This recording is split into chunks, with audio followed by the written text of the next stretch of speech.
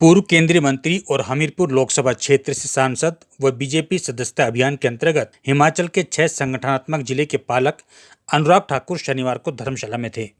धर्मशाला में पार्टी के एक कार्यक्रम में शामिल होने के बाद वे मीडिया से रूबरू हुए।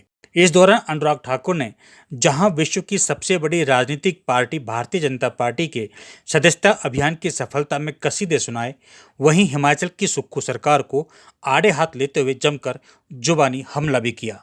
अनुराग ठाकुर ने कहा, प्रदेश में कांग्रेस की सरकार आते ही हिमाचल की क्या स्थिति हो गई है। जिस हिमाचल ने बीजेपी सरकार के कार्यकाल के दौरान देश में डायमंड स्टेट अवार्ड सहित ना जाने कौन कौन से अवार्ड जीते, वही हिमाचल आज आर्थिक कुप्रबंधन के चलते दिवालियापन की ओर अग्रसर होता दिखाई दे रहा है। आज प्रदेश की कांग्रेस सरकार के पास कर्मचारियों को समय पर वेतन देने के लिए पैसे नहीं हैं, पेंशनरों को समय पर पेंशन देने के लिए पैसा नहीं है, चुनाव के दौरान महिलाओं और युवाओं से किए गए वायदे पूरे नहीं किए जा रहे हैं और अपनी गलती का ठीकरा बीजेपी पर फोड़ा जा रहा है। आइए आप भी सुने अनुराग ठाकुर क्या कह रहे हैं।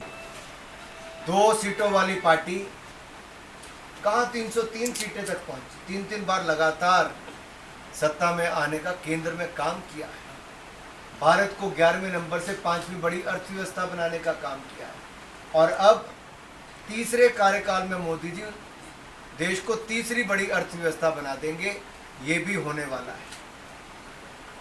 तो ये जो कार्यकर्ता में एक संतुष्टि, एक उत्साह और ऊर्जा का कारण जो क्या है, वो ये है कि हमने केवल सरकारें नहीं चुनी, हमने कोविड के समय सेवा के नए आयाम स्थापित किए, स्वच्छता को भी सेवा के रूप में लेते हैं और प्रधानमंत्री जी के जन्म दिवस पे भी हम सेवा पखवाड़ा मनाते हैं।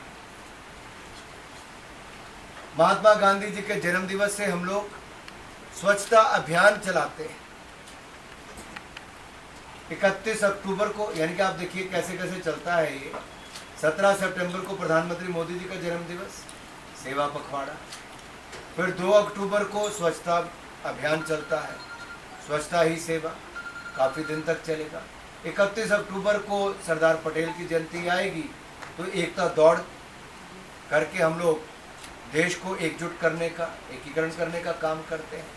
और अटल जी का जन्म दिवस 25 दिसंबर को आता है तो सुशासन दिवस, गुड गवर्नेंस डे के रूप में हम उसको मनाते हैं। मुझे जम्मू कश्मीर में जाने का भी अवसर मिला। Kishtwar, Paddar, Jammu west, Jammu north, Jammu east, Nagrota, Jammu south, R S Pura, सब जगह जाके मैंने रैलीज भी की, अभियान किया। 370 धारा हटने के बाद जम्मू कश्मीर के लोगों में एक विश्वास पैदा हुआ है और ये वैसा ही विश्वास जैसा अटल जी पर था, वैसा नरेंद्र मोदी जी पर, कि जम्मू कश्मीर की भलाई कोई कर सकता है। तो जैसे अटल जी ने की वैसे मोदी जी कर रहे। धारा 370 हटा दी, आतंकवादी घटनाओं में 70% कमी ले आए। IIT, IIM, IIMC, IIIT, 2 AIIMS, 8 medical college, 15 nursing college, सैकड़ों किलोमीटर की ग्रामीण सड़कों से लेकर नेशनल हाईवे बनाए, रेलवे लाइन बना दी। दुनिया का सबसे ऊंचा पुल जो आईफिल टावर से भी 100 मीटर ऊंचा है, चिनाब नदी पर हमने बनाया रेलवे लाइन का। संस्कार वैली लेह में जहाँ एक और हम लोग अलग काम करें, तो वहीं पर कश्मीर को जोड़ने के लिए और पूरे इलाके को जोड़ने के लिए जिस तरह की टनल हम जोजिला टनल बना रहे हैं, वो अपने आप में कई घंटों के रास्ते को कुछ घंटों के रास्ते तक कर देंगे। ये अपने आप में क्रांति है। दूसरा, अलगाववाद, आतंकवाद और पथराबाजी, इस पे हमने कमी लाई। पथराबाजी शून्य हो गई। आतंकवादी अलगाववादी घटनाओं पे 70% की कमी है। निवेश 25,000 करोड़ का आया, 75,000 करोड़ का पाइपलाइन में है और रिकॉर्ड टूरिस्ट पिछले साल आए। हर साल ये आंकड़ा टूटता जा रहा है, एक बार नया आंकड़ा बनता आ रहा है। और हमने खेलो इंडिया विंटर गेम्स भी लगातार 3 साल जम्मू कश्मीर में इसका आयोजन भी किया। तो मैं कुल मिला के कहूँगा कि जम्मू कश्मीर की जनता शांति, खुशहाली और विकास के लिए वोट करेगी भारतीय जनता पार्टी। देखिए 2021 में लगभग 61,000 करोड़ रुपए के कर्जे से, यानी कि मार्च 2021 में 61,000 करोड़ का कर्जा था, आज आप 95,000 करोड़ के कर्जे थे। आप कल्पना कीजिए कि जितना 75 साल में कर्जा लिया गया उसका 50% कर्जा केवल 1.5 साल में ले लिया।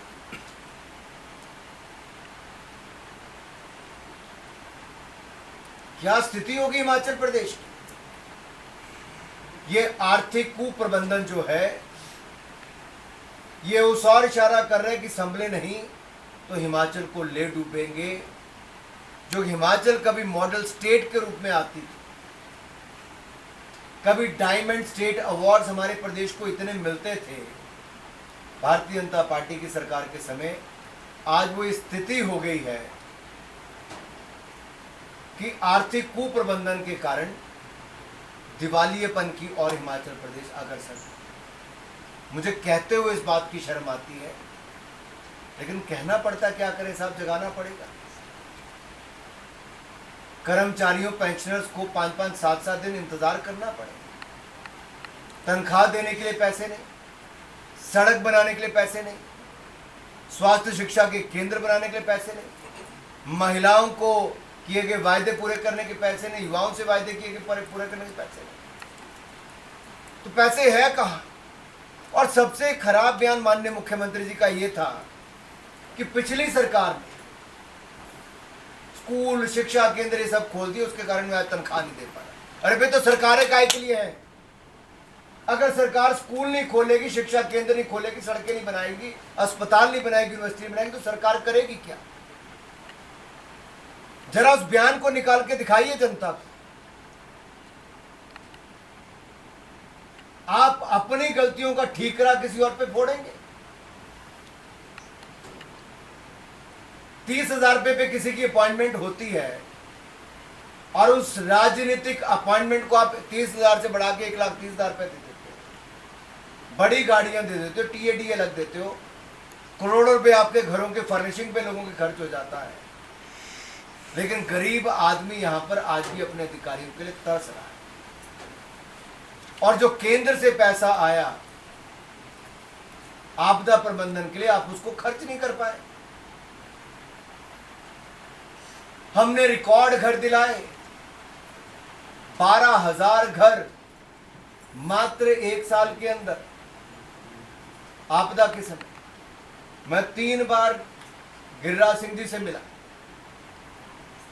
और हर बार मैंने उसकी घोषणा की कि कितने मकान हमने हिमाचल प्रदेश को दिया, लेकिन उसमें भाई भतीजावाद ये लोग करते हैं। कंट्रीब्यूशन क्या है हिमाचल प्रदेश की कांग्रेस की सरकार? हमने केंद्र से पैसा दिलाया आपदा प्रबंधन की, यहां पे भाई भतीजावाद तरपाल तक देने के लिए यहां पर उस पर राजनीति की गई। क्या इस तरह से सरकारें चले?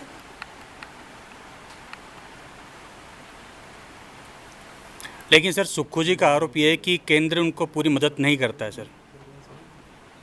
अरे भाई, आरोप तो हवा में जितने मर्जी लगाते जाओ।